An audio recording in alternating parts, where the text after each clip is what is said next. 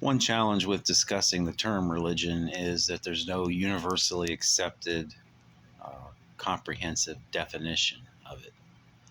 When you talk to some people, the term religion implies believing in a god or gods or at least something supernatural.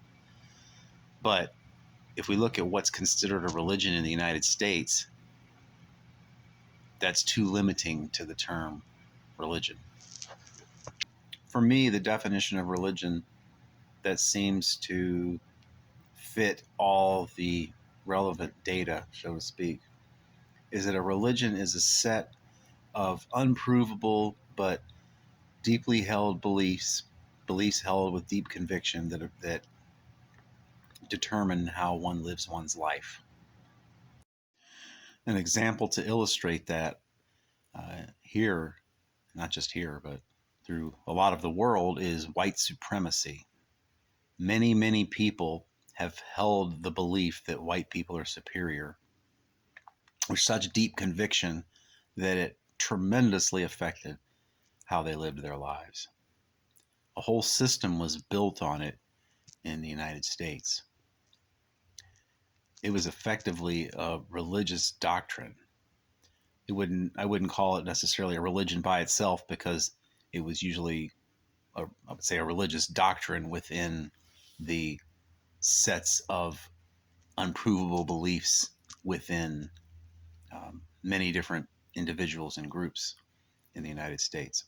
So white supremacy was part of their religion, despite the fact that white supremacy had nothing at all to do with whether one believed in the existence of God or the supernatural. It was a belief about the natural world that somehow white people were better than everyone else, especially black people, and that should determine, and that justified the dominance of white people over black people, and even justified slavery in their minds.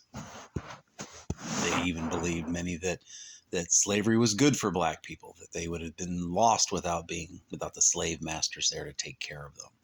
All sorts of horrible things that they believed. Unprovable doctrines that they held with deep conviction that governed how they lived their lives. Is atheism a religion? Not necessarily. I would say the same thing about theism. Theism isn't necessarily a religion. Theism and atheism fundamentally are points of view. But if I'm an atheist and I don't do anything with that, then it's not a religion.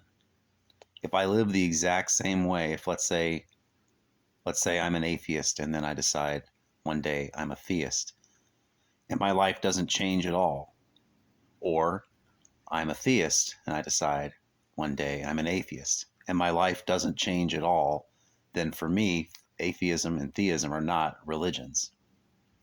They become religions when it dictates how we live our lives.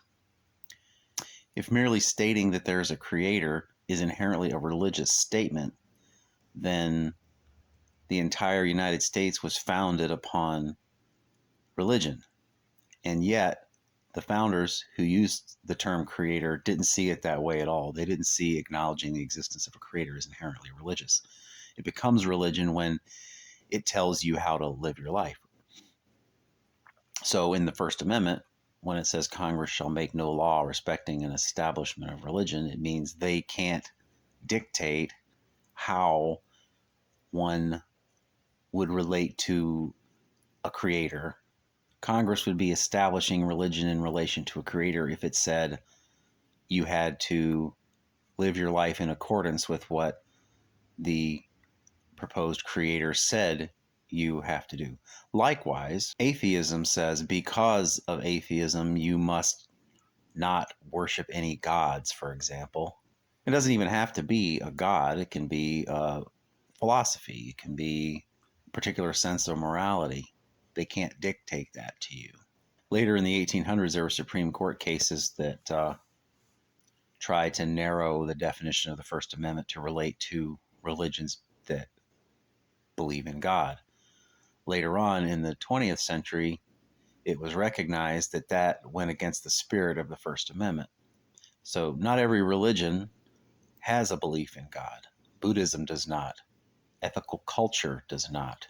And yet, the Supreme Court in 1961, in a case called Torcaso versus Watkins, the Supreme Court referenced religions not based on belief in God, such as Buddhism, ethical culture, and secular humanism. Torcaso versus Watkins was about a state of Maryland case where a man was deprived of public office because he wouldn't profess belief in God. And the court ruled that that was unconstitutional for them to forbid him a job with the government just because he didn't believe in God. And in that case, they wrote, among religions in this country which do not teach what would generally be considered a belief in the existence of God are Buddhism, Taoism, ethical culture, secular humanism, and others.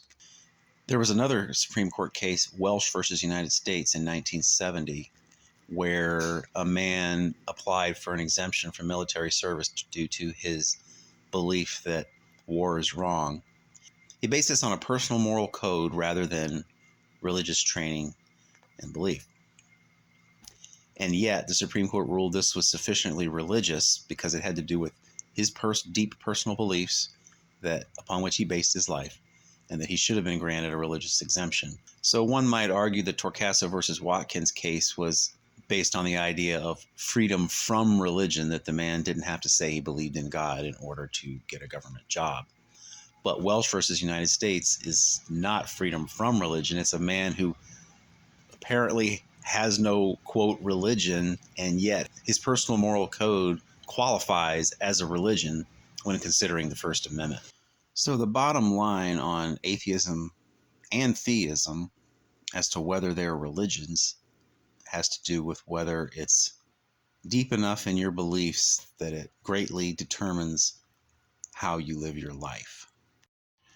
An example of how atheism can be a religion or a religious doctrine comes from the Freedom from Religion Foundation, I think they're called. They produced a billboard that said something like, "There's probably no hell, so go on and enjoy your life." Now, that wasn't a mere denial of the existence of God or a mere lack of belief in the existence of God. It was preaching a religious doctrine. It was saying, whatever you're trying to do to avoid hell, stop doing that and start a life based on enjoyment. Their religious doctrine was enjoyment. If all their billboard said was, there's probably no hell, and they just left it at that, they were just denying a religious belief that certain other people have, you could say the billboard wasn't necessarily a religious billboard. But when they said, based upon this doctrine, this is what you should do, that's where it became a religious message.